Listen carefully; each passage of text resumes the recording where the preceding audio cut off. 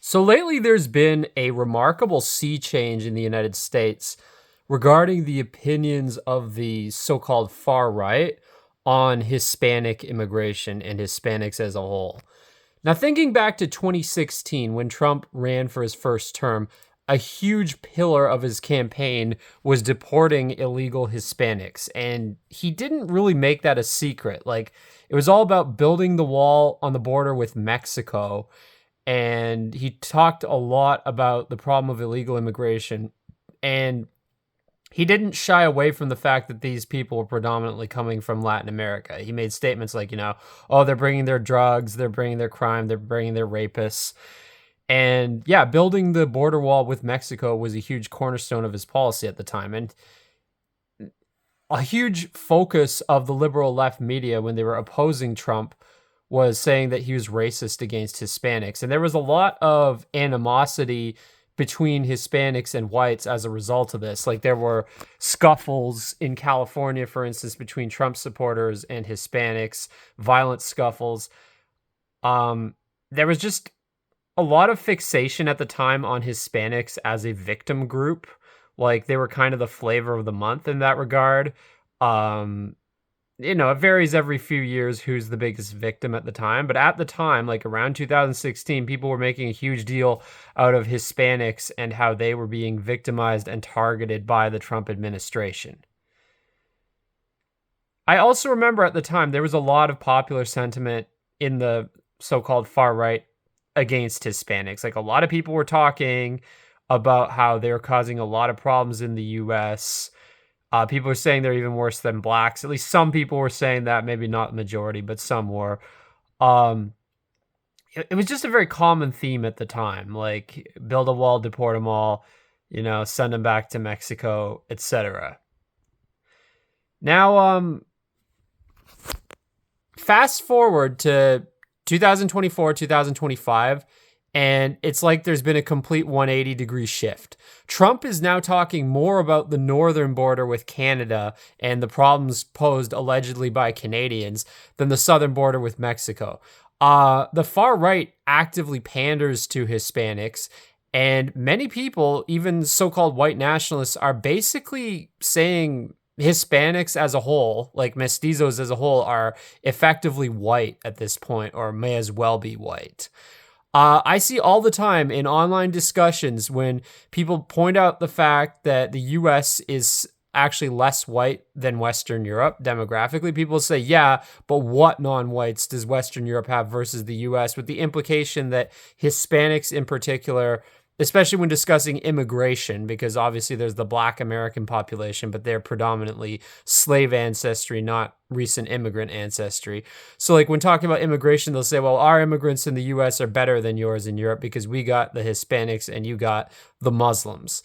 And it's quite the 180 from before, because I remember back in 2016, everyone was talking about how Hispanic immigration is a huge problem. And now they're talking about how Hispanics are assimilating better, how they're more similar to us. They have more cultural similarities, more religious similarities, etc. Also, a big thing is that Hispanics almost voted in a majority for Trump in this past election, although not in a majority. The majority of Hispanic voters did go Democrat. It was a narrow majority, but they did actually go for the Democrats, whereas for whites, on the other hand, white non-Hispanics, Trump won by a significant margin.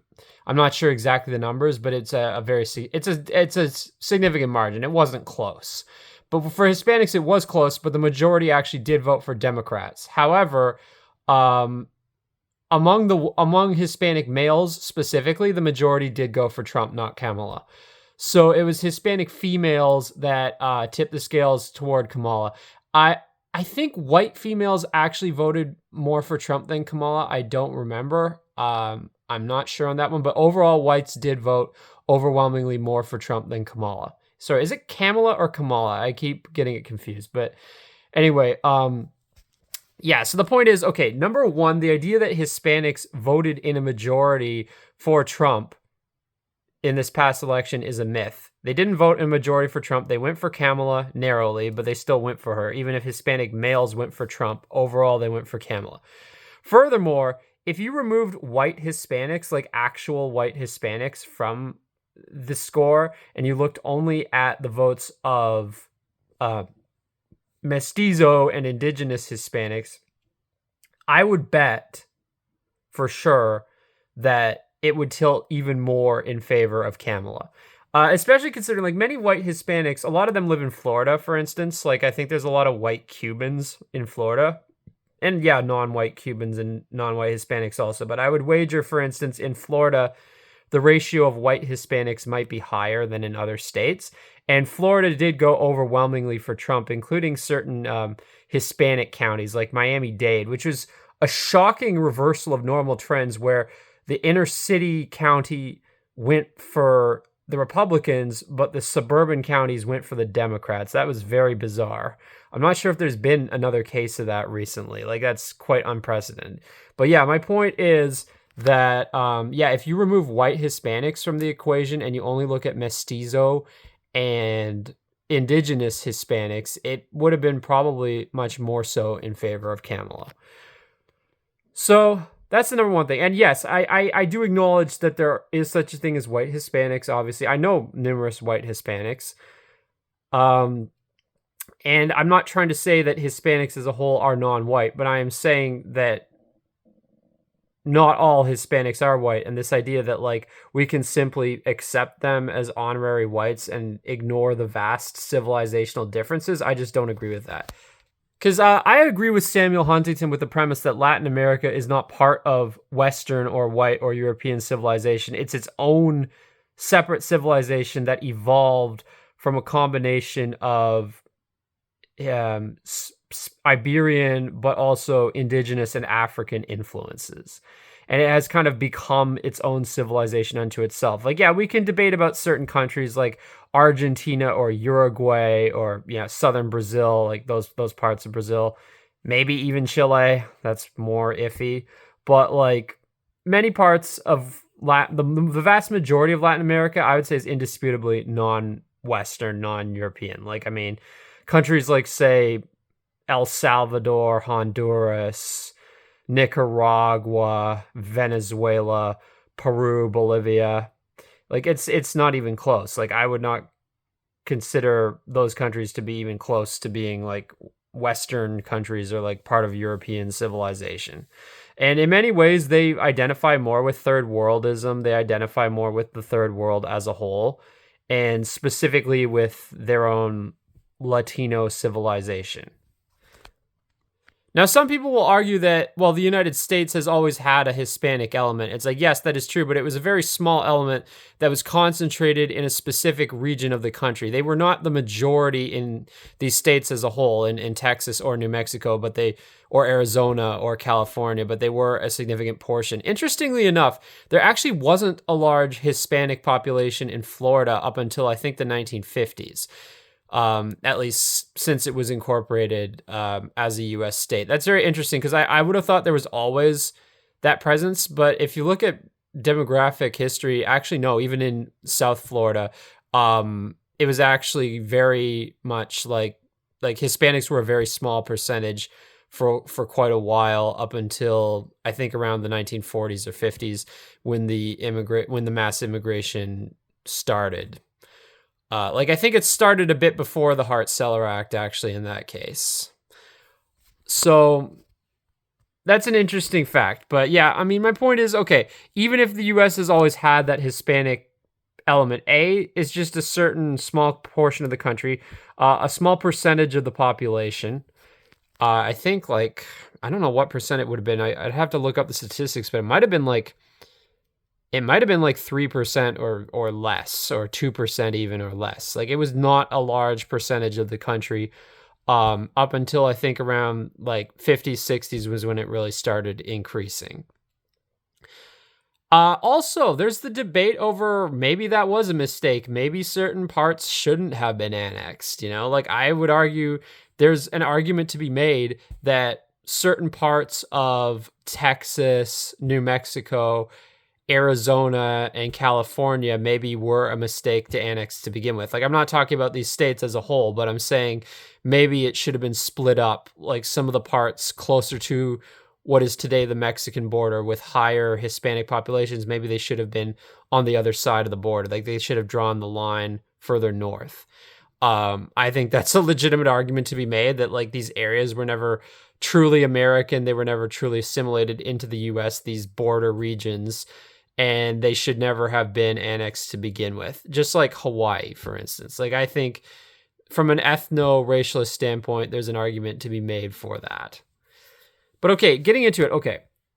Why are Hispanics okay? Like I've gone through like obviously how they self-identify. Like I think there's a lot of self-identification with the third world, with pan-third worldism, with this idea like we're part of the global south. We're tropical people. We're not like, northern. We're not temperate people. We're tropical people. We relate to the global south. We relate to Africa, the Middle East, India, Southeast Asia. We relate to these regions more so than we relate to Europe or Canada or the US or Australia, New Zealand, or Japan or South Korea or what have you. Like there's this sentiment about that, like that I feel is the predominant sentiment in Latin America of seeing themselves part of the third world in the global south. But not only that, but if you look at certain statistics, you can see how they cluster in with these regions. Like for instance, if you look at homicide rates, Latin America does not fare well. In fact, I believe they might actually be the worst region of the world overall in this regard. Like they cluster similar to sub-Saharan Africa, and in many cases worse than sub-Saharan Africa. They have a lot of the worst homicide rates on the planet.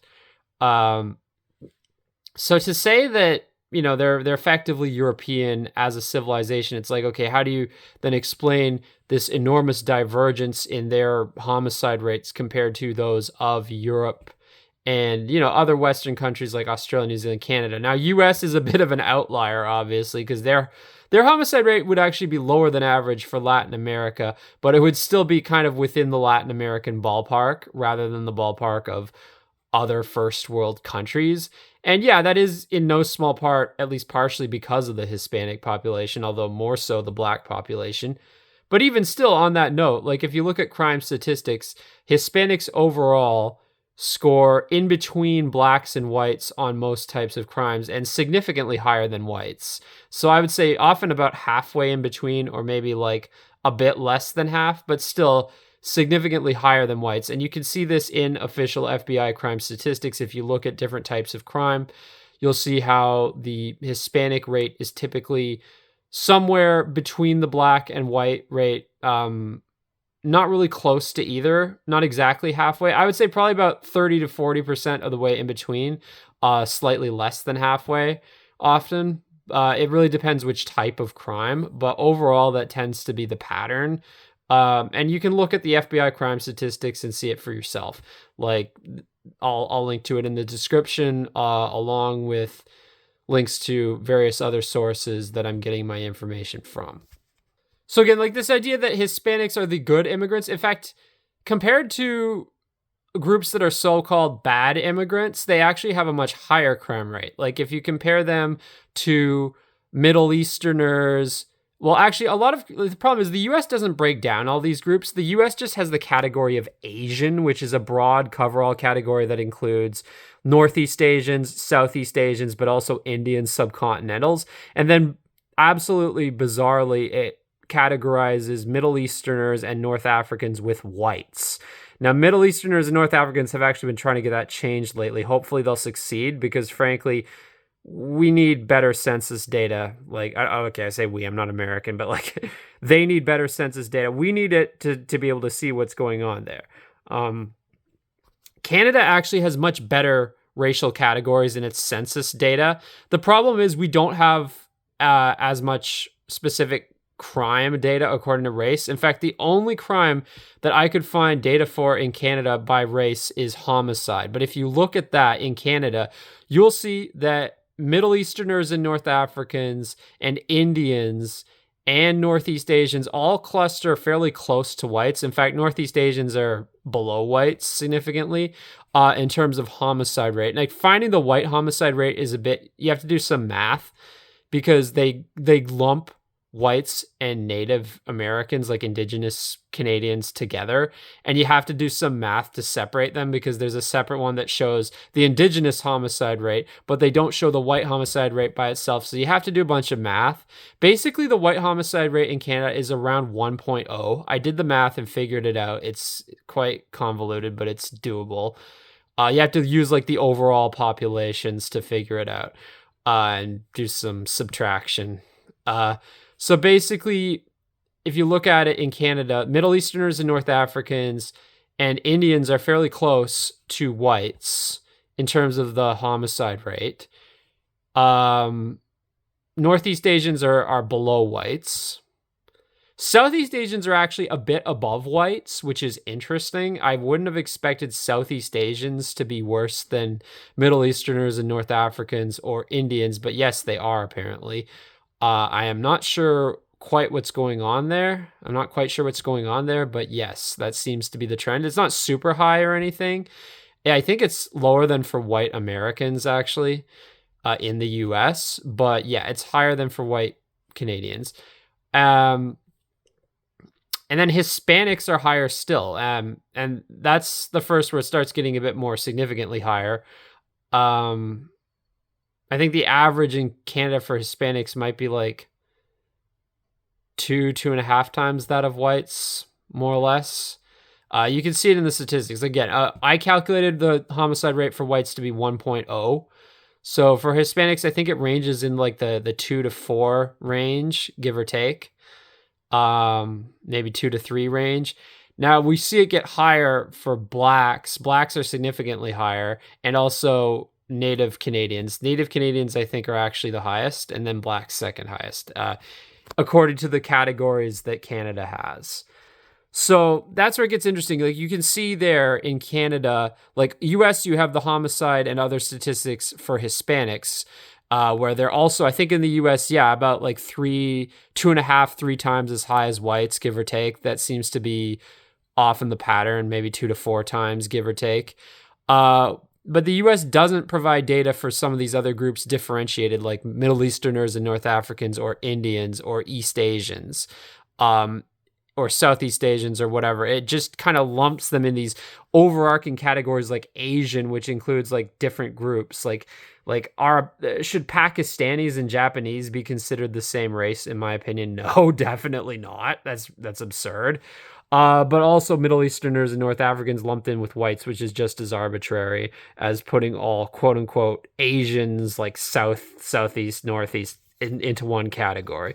But yeah, you can see with the Canadian data that Hispanics fare worse than some of these allegedly worse groups. Like people say, oh, in Europe, they get the Muslims are worse. Now, granted, in Europe, I think the Muslims in Europe have more criminal tendencies than in North America. Like, I think there's more problems in much more, there are a lot more problems in Europe with people of Islamic background, like Middle Easterners and North Africans, compared to in Canada and the US. Like, as Trump said, they're not sending their best. Like, Middle Easterners and North Africans are definitely not sending their best to Europe, whereas comparatively, they are sending their best over here. I mean, I'm not saying that I'm supporting this immigration, but I'm saying we do get the cream of the crop more so than Europe does with at least the Middle Eastern and North African population. And even Indians, like a lot of people talk about how they're worse than Hispanics. Like, yes, the sheer number of Indians here in Canada is definitely a problem. Not to mention the nepotism, the fact that they tend to only hire their own. They don't commit. What's seeming to happen, it's not that they're committing the crimes, it's that they are pushing whites out of the labor pool, and whites are actually starting to commit the crimes as a result. Not as much as blacks or aboriginals, but it's probably increasing a little bit among whites in Canada. But yeah, my point is though, if you're looking at just the crime rate in and of itself, like Hispanics aren't one of the better demographics. Like if you look at both in their own countries and when they come to Canada and the US, like they're actually one of the demographics with the higher crime rates, like not quite as high as blacks or our own indigenous peoples here in North America, but still considerably higher than whites as a whole. So yeah, I mean, there's that. They also have quite high high school dropout rates. Like in the US, their high school dropout rate is actually higher than for blacks. And I've seen statistics in the Toronto area basically saying the same thing. So the dropout rate for some reason for them is a huge thing. Maybe it's because a lot of them want to go into like menial labor, which doesn't require a high school education. They see it as a waste of time. Fair enough, but nonetheless, it is an issue. Like, I don't think that's a good thing that they aren't getting high school educations.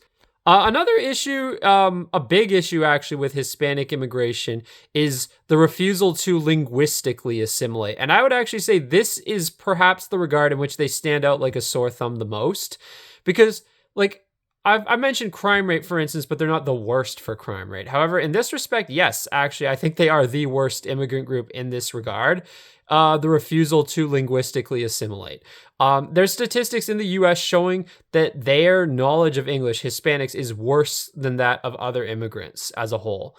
And in my personal experience, this has definitely been backed up. Hispanics are by far the most aggressive demographic in terms of immigrants for refusing to learn the local language. The only demographic I could see being worse is if you count them as immigrants, like these British people who live in Spain, on like the southern coast or whatever, they might be worse. But like as far as like immigrants from non-Western countries go, yeah, Hispanics are the worst for not learning English.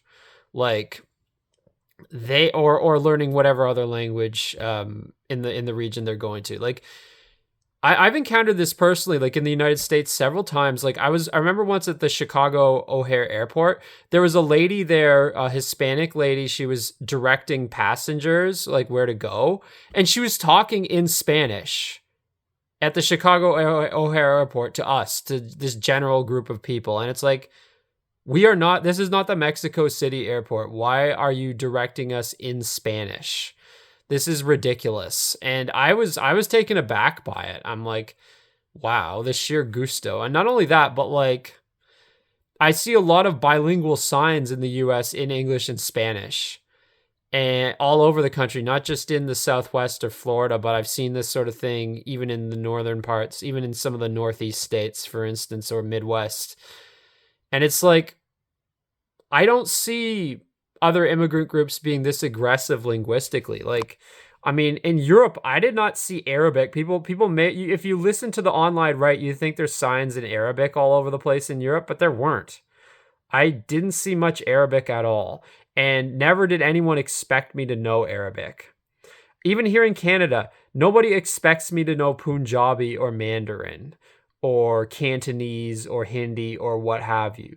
But in the US, a lot of Hispanics can be quite aggressive about expecting people to speak Spanish. Like I remember at one hotel I stayed at in St. Augustine, Florida, one of the guys who worked there, he didn't speak any English and he expected me to communicate with him in Spanish, in my very limited Spanish. And I mean, I've encountered this once or twice in Canada also. We don't have as big a Hispanic population, but some of them, yeah, like there's this like Hispanic mini mall in Rexdale, one of these like kind of shitty inner ring suburbs of Toronto. And yeah, the knowledge of English by some of the people I encountered there was limited, and there were signs that were like unilingual in Spanish and stuff like that. Now, granted, you could say that's specifically an ethnic mall, so that's kind of more to be expected there. But in the US, I see this sort of thing even in places that aren't like designated ethnic malls or whatever, like just more in general. Like I remember driving through the Central Valley in California, like on the way to Yosemite, a lot of signs like billboards and stuff there were just unilingual in Spanish. Like it might have actually outweighed it might have actually been the majority there. There was a lot of unilingual Spanish. Same with also the San Fernando Valley, a suburb of Los Angeles. I noticed a lot of bilingual English and Spanish and some unilingual Spanish stuff as well in terms of like ads, billboards, what have you, signs. I noticed a lot of that there. So I'd say linguistically speaking, Hispanic immigrants are actually more aggressive in their refusal to assimilate compared to other non-white or non-European immigrant groups, like, or just immigrants in general. Like honestly, They're probably the most aggressive with that, and I think it's because they see Spanish as like the second world language after English, and they have this idea, well, everybody should know how to speak Spanish. Everybody should know how to speak at least basic Spanish, and no matter where we go, we should have the right to be spoken to in Spanish. Like I think there's definitely a certain assertiveness in that regard, like a refusal to learn English, like even basic English, or even if they do know it, a refusal to speak it. Like this idea, no, I should be able to speak Spanish wherever the fuck I want. And yeah, I understand English speakers are like that also. But the thing is, like, A, English is kind of the world language to some extent. B, it's like we don't immigrate to non-English speaking countries in the same numbers. Like, yes, there are the British immigrants to Spain, but even then, like, how much of a percentage are they compared to Hispanics in the US? So yeah, there's that. But it is an issue that, like, yeah, I think the linguistic issue is actually one of the biggest factors here. Also, on a religious note, like a lot of people talk about how the Hispanics are predominantly Catholic, a few Protestants also, so mostly Christian. But if you look at statistics, there is a lot of religious syncretism in Latin America with like indigenous or African like pagan beliefs. In fact, in Mexico, something like, according to a Pew Research study, now this was like, I think 10, 11 years ago, but they said like 49% of Mexicans believe in some form of syncretic beliefs, like something that incorporates like pagan, indigenous, African, what have you, cultural, like non-Christian traditions. And this is a big thing, like the cult of Santa Muerte and some like witchcraft, like things of that nature. There's a lot of that going on in Latin America. And I'm not trying to say that like there's none of that going on here. Like there's definitely some people in, North America, like whites, who mess with like witchcraft and stuff like that, but claim to be Christians. Like that is sort of a thing here too. But I think in Latin America, it's a much bigger thing, and it's very, very common. So that's one thing to keep in mind when people talk about, oh, they're Christians. It's like, yes, but what kind of Christian? I think that's a very relevant point. And also, frankly, I find it funny when like people revere the idea that America was founded as a Protestant nation, but they're totally okay with like endless Hispanic immigration. It's like, okay, but most of them aren't Protestant. Like most of them are Catholic, and a lot of them are syncretics too. Now, I mean, we can, again, that's up for debate. Like, should America be a Protestant country or just more broadly a Christian country? I don't know. I mean, I'm not particularly like strongly opinionated on that either way, but I am just saying that is like for people who do talk about like heritage Americans, old stock Americans, like the founding stock, whatever. It's like, okay, how similar are Hispanics to the founding stock in that regard? Like not only predominantly Catholic, but frankly, Catholics with a heavy dose of syncretism, of indigenous and African spiritualism wrapped up into it. So there's that element too. And finally, we get to the issue of genetics. Now, Mesa Man is an account on YouTube. He's done some great videos on genetics. He has one I'll link to about the average genetics in Latin America from country to country. You can see that in the description, where he has detailed charts of the ethnic, like the racial makeup in each country. And yeah, I mean, on average, a lot of these countries are very mixed, and the average person is quite mixed. There was a study of 23andMe results of Hispanics in the US, and on average, they were 65% European. So I would say 65% European is fairly far from being white. Like if you look at like the average person, even in some of the more, further south or east European countries, like say Portugal, Spain, Italy, Greece, Bulgaria, Albania, Russia, Finland, like countries that sometimes people call into question, like, oh, are these people truly white? It's like, okay, but when you look at these countries, they're definitely, I'm pretty sure, much higher than 65% for the average person. Not only that, but their non-white DNA would be overwhelmingly either North African or Middle Eastern, which is still Caucasoid, or Northeast Asian, which in my opinion is a bit more recessive. Whereas with Hispanics, a lot of it is Indigenous American or African, like Sub-Saharan African, as well as some Middle Eastern and North African, actually. There's some of that there too, both by way of Iberia and by way of immigrants directly from the Middle East, mostly Christian, in fact. But what I'm trying to say is, like, okay, Sub-Saharan African is obviously non-Caucasoid, and Indigenous American is also non-Caucasoid. In my opinion, in terms of the dominance of people's physical appearance, I would say Indigenous Americans have more dominant characteristics than Northeast Asians, even though they have similar ancestry. For whatever reason, they've evolved in a way over thousands of years to have a more dominant and darker physical appearance. So there's that. I mean, if you look at Hapas versus people who are like Métis, Mestizo, whatever, in my opinion, Native American ancestry is just more dominant in how it physically appears in mixed people. And also, I would argue more culturally dominant too, because I think when you have mixed people, certain cultures tend to win out over others in how people self-identify. Based largely on the perception of victimization, people tend to identify with the culture that has the stronger sense of victimhood. So obviously, in that case, Native Americans would have a stronger sense of victim identity than Northeast Asians do, or even more than Southeast Asians for that matter. But although that's not relevant, because apparently Amerindians are more closely related to Siberians than anyone else, so that would definitely be more Northeast Asian. Even though many of them look more like Southeast Asians, but I think that has to do with like evolution in a hot climate over thousands of years.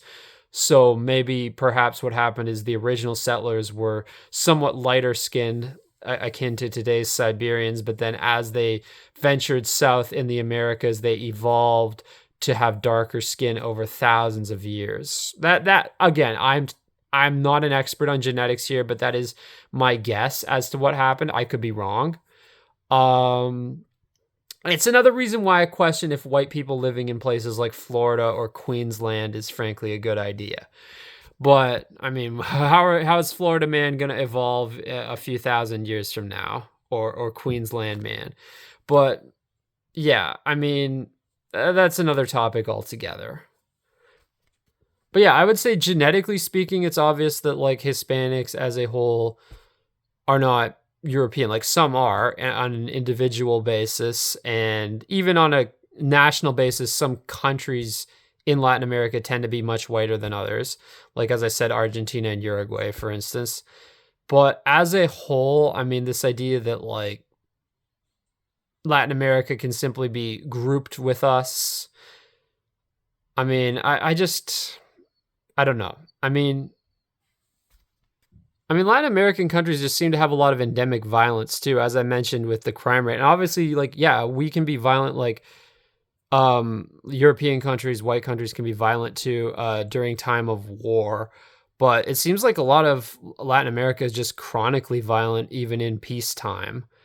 So, I mean, there's that whole issue. I don't know. It just doesn't sit well with me, the idea that like, that we're like one civilization, like European and Latin American civilization are just one extended family of Western Christendom. Because it's like, I think there's just been there's been a great divergence there. Like, frankly, I don't feel Latin American civilization as a whole is the same civilization as us. And especially not the countries that are like way more divergent. Like, I've been to Nicaragua, for instance. I don't feel they're very similar to us at all. Like, I feel there's a lot of differences. Whereas I've also been to Sao Paulo, Brazil. I'd say Sao Paulo, Brazil is a bit more ambiguous in that regard. Like, there's more similarities there than with Nicaragua, that's for sure. But still kind of like a bit iffy in terms of whether or not it's really part of the West in the broad sense. So yeah, those are my thoughts on that issue. Let me know in the comments what you think.